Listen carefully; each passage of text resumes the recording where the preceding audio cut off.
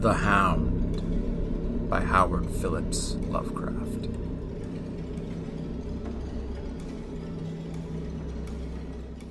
In my tortured ears there sounds unceasingly a nightmare whirring and flapping, and a faint distant baying as of some gigantic hound. It is not dream. It is not, I fear, even madness, for too much has already happened to give me these merciful doubts. St. John is a mangled corpse. I alone know why, and such is my knowledge that I am about to blow out my brains for fear that I shall be mangled in the same way. Down unlit and illimitable corridors of eldritch fantasy sweeps the black, shapeless nemesis that drives me to self-annihilation. May heaven forgive the folly and morbidity which led us both to so monstrous a fate. Wearied with the commonplaces of a prosaic world, where even the joys of romance and adventure soon grow stale, St. John and I had followed enthusiastically every aesthetic and intellectual movement which promised respite from our devastating ennui. The enigmas of the symbolists and the ecstasies of the pre-Raphaelites all were ours in their time, but each new mood was drained too soon of its diverting novelty and appeal. Only the somber philosophy of the decadence could help us, and this we found potent only by increasing gradually the depth and diabolism of our penetrations. Baudelaire and Huysmans were soon exhausted of thrills, till finally there remained for us only the more direct stimuli of unnatural personal experiences and adventures. It was this frightful emotional need which led us eventually to that detestable corpse, which even in my present fear I mention with shame and timidity, that hideous extremity of human outrage, the abhorred practice of grave robbing. I cannot reveal the details of our shocking expeditions, or catalogue even partly the worst of the trophies adorning the nameless museum we prepared in the great stone house where we jointly dwelt alone and servantless. Our museum was a blasphemous, unthinkable place, where with the satanic taste of neurotic virtuosi we had assembled a universe of terror and decay to excite our jaded sensibilities. It was a secret room, far, far underground, where huge winged daemons carven of basalt and onyx vomited from wide, grinning mouths weird green and orange light, and hidden pneumatic pipes ruffled into kaleidoscopic dances of death the lines of red charnel things hand in hand woven in voluminous black hangings.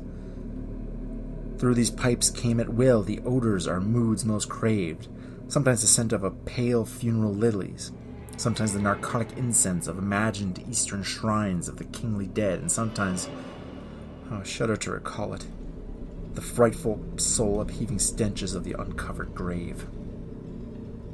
Around the walls of this repellent chamber were cases of antique mummies alternating with comely, lifelike bodies perfectly stuffed and cured by the taxidermist's art, and with headstones snatched from the oldest churchyards of the world. Niches here and there contained skulls of all shapes and heads preserved in various stages of dissolution.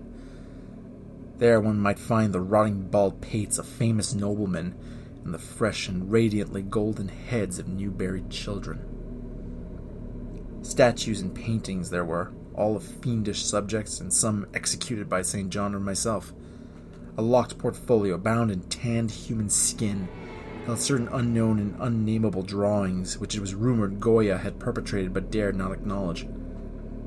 There were nauseous musical instruments, string, brass, and woodwind, on which St. John and I sometimes produced dissonances of exquisite morbidity and cacodemoniacal ghastliness, whilst in a multitude of inlaid ebony cabinets reposed the most incredible and unimaginable variety of tomb loot ever assembled by human madness and perversity.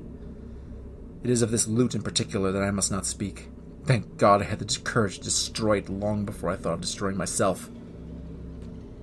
The predatory excursions on which we collected our unmentionable treasures were always artistically memorable events.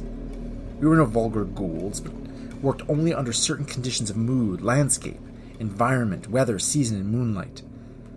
These pastimes were to us the most exquisite form of aesthetic expression, and we gave their details a fastidious technical care.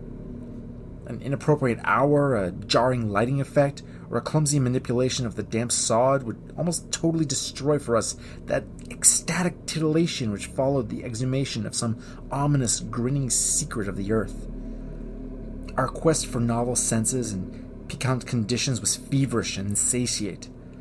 St. John was always a leader, and he it was who led the way at last to that mocking, accursed spot which brought us our hideous and inevitable doom. By what malign fatality were we lured to that terrible Holland churchyard? I think it was the dark rumor and legendary, the tales of one buried for 5 centuries, who had himself been a ghoul in his time and had stolen a potent thing from a mighty sepulchre. I can recall the scene in these final moments, the pale autumnal moon over the graves casting long, horrible shadows, the grotesque trees drooping sullenly to meet the neglected grass and the crumbling slabs, the vast legions of strangely colossal bats that flew against the moon, the antique ivy church pointing a huge spectral finger at the livid sky, the phosphorescent insects that danced like death fires under the yews in a distant corner, the odors of mold, vegetation, and less explicable things that mingled feebly with the night wind from over far swamps and seas, and worst of all, the faint, deep-toned baying of some gigantic hound, which we could neither see nor definitely place. As we heard this suggestion of baying, we shuddered, remembering the tales of the peasantry, for he whom we sought had centuries before been found in this self-same spot, torn and mangled by the claws and teeth of some unspeakable beast. I remember how we delved in the ghoul's grave with our spades, and how we thrilled at the picture of ourselves, the grave, the pale watching moon, the horrible shadows, the grotesque trees, the titanic bats, the antique church, the dancing death fires, the sickening odors, the gently moaning night wind, and the strange, half-heard, directionless baying of whose objective existence we could scarcely be sure. Then we struck a substance harder than the damp mold, and beheld a rotting oblong box crusted with mineral deposits from the long undisturbed ground. It was incredibly tough and thick, but so old that we finally pried it open and feasted our eyes on what it held. Much, amazingly much, was left of the object despite the lapse of 500 years. The skeleton, though crushed in places by the jaws of the thing that had killed it, held together with surprising firmness, and we gloated over the clean white skull and its long, firm teeth and its eyeless sockets that once had glowed with a charnel fever like our own. In the coffin lay an amulet of curious and exotic design which had apparently been worn around the sleeper's neck. It was the oddly conventionalized figure of a crouching winged hound, or sphinx with a semi-canine face, and was exquisitely carved in antique oriental fashion from a small piece of green jade. The expression of its features was repellent in the extreme, savoring at once of death, bestiality, and malevolence. Around the base was an inscription in characters which neither St. John nor I could identify, and on the bottom, like a maker's seal, was graven a grotesque and formidable skull. Immediately upon beholding this amulet, we knew that we must possess it, that this treasure alone was our logical pelf from the century grave. Even had its outlines been unfamiliar, we would have desired it, but as we looked more closely, we saw that it was not wholly unfamiliar.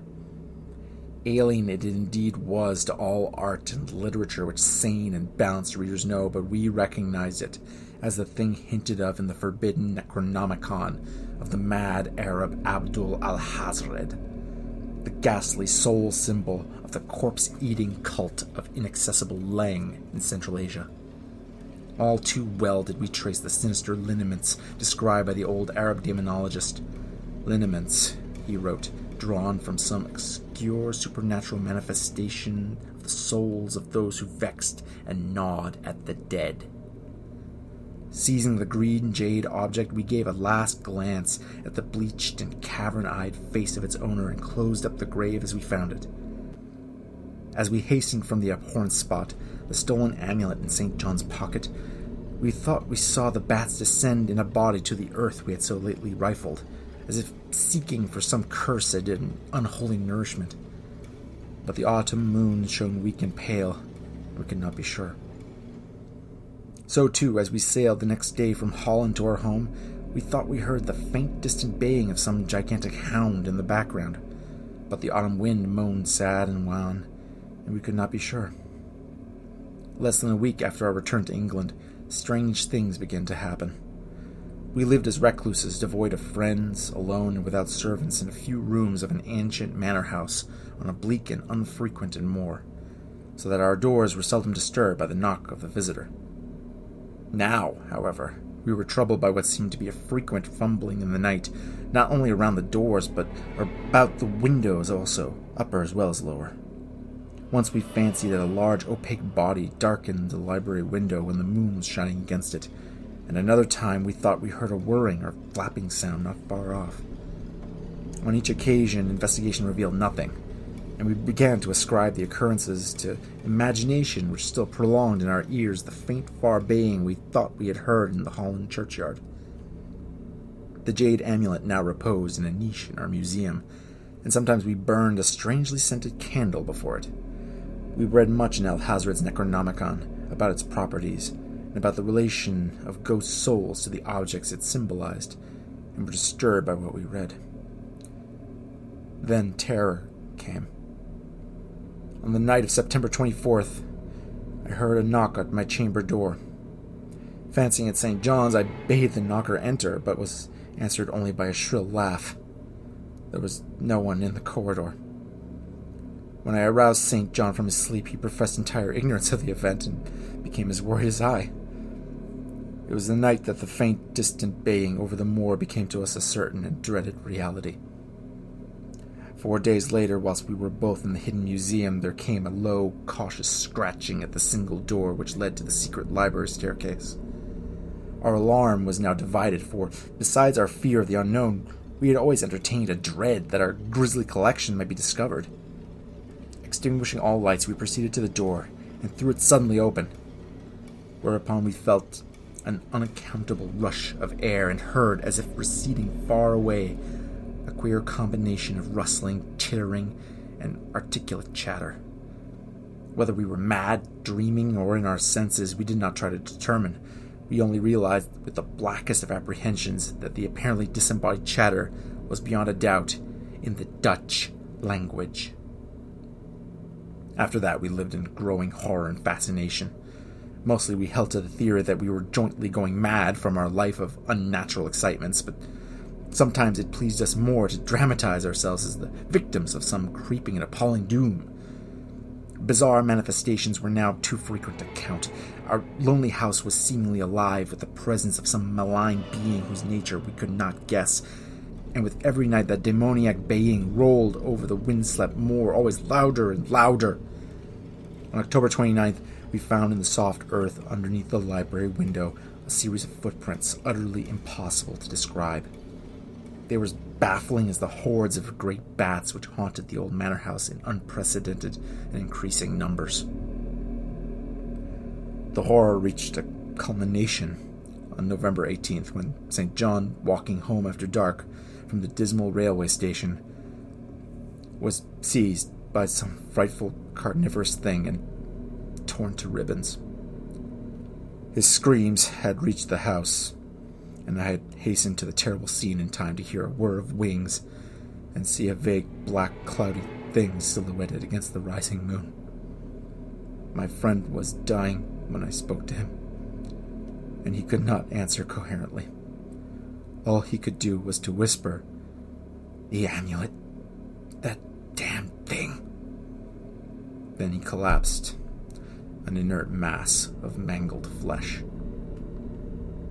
I buried him the next midnight in one of our neglected gardens, and mumbled over his body one of the devilish rituals he had loved in life. And as I pronounced the last demoniac sentence, I heard afar on the moor the faint baying of some gigantic hound. The moon was up, but I dared not look at it. And when I saw on the dim-lighted moor a wide nebulous shadow sweeping from mound to mound, I shut my eyes and threw myself face down upon the ground. When I arose trembling, I know not how much later, I staggered into the house and made shocking obeisance before the enshrined amulet of green jade. Being now afraid to live alone in the ancient house on the moor, I departed on the following day for London, taking with me the amulet after destroying by fire and burial the rest of the impious collection in the museum. But after 3 nights, I heard the baying again, and before a week was over felt strange eyes upon me whenever it was dark. One evening, as I strolled on Victoria Embankment for some needed air, I saw a black shape obscure one of the reflections of the lamps in the water. A wind, stronger than the night wind, rushed by, and I knew that what had befallen St. John must soon befall me. The next day I carefully wrapped the green jade amulet and sailed for Holland. What mercy I might gain by returning the thing to its silent sleeping owner I knew not, but I felt I must try any step conceivably logical. What the Hound was and why it had pursued me were questions still vague, but I had first heard the baying in that ancient churchyard, and every subsequent event, including St. John's dying whisper, had served to connect the curse with the stealing of the amulet. Accordingly, I sank into the nethermost abysses of despair when, at an inn in Rotterdam, I discovered that thieves had despoiled me of the sole means of salvation. The baying was loud that evening, and in the morning I read of a nameless deed in the vilest quarter of the city. The rabble were in terror, for upon an evil tenement had fallen a red death beyond the foulest previous crime of the neighborhood. In a squalid thieves' den, an entire family had been torn to shreds by an unknown thing which left no trace, and those around had heard all night a faint, deep, insistent note as of a gigantic hound. So at last I stood again in the unwholesome churchyard, where a pale winter moon cast hideous shadows, and leafless trees drooped sullenly to meet the withered frosty glass and cracking slabs, and the ivied church pointed a jeering finger at the unfriendly sky, and the night wind howled maniacally over frozen swamps and frigid seas. The baying was very faint now, and it ceased altogether as I approached the ancient grave I had once violated, and frightened away an abnormally large horde of bats which had been hovering curiously around it. I know not why I went thither unless to pray, or gibber out insane pleas and apologies to the calm white thing that lay within. But whatever my reason, I attacked the half-frozen sod with a desperation partly mine and partly that of a dominating will outside myself. Excavation was much easier than I expected, though at one point I encountered a queer interruption, when a lean vulture darted down out of the cold sky and pecked frantically at the grave earth until I killed him with a blow of my spade. Finally, I reached the rotting oblong box and removed the damp, nitrous cover. This is the last rational act I ever performed. For crouched within that century coffin, embraced by a close-packed nightmare retinue of huge, sinewy, sleeping bats, was the bony thing my friend and I had robbed, not clean and placid, as we had seen it then, but covered with caked blood and shreds of alien flesh and hair, and leering sentiently at me with phosphorescent sockets and sharp, ensanguinated fangs yawning twistedly in a mockery of my inevitable doom.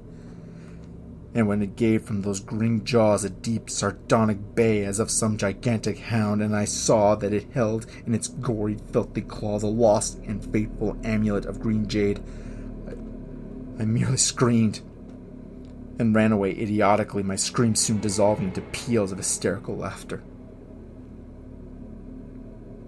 Madness rides the star wind, claws and teeth sharpened on centuries of corpses, dripping death astride a bacchanal of bats from night-black ruins of buried temples of Belial. Now, as the baying of that dead, fleshless monstrosity grows louder and louder, and the stealthy whirring and flapping of those accursed web wings circles closer and closer, I shall seek with my revolver the oblivion, which is my only refuge from the unnamed and the unnameable.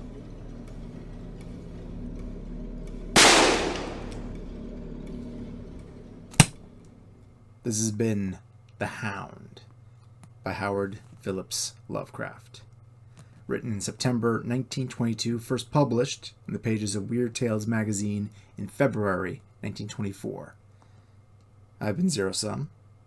Thank you all for watching, and have a happy Halloween.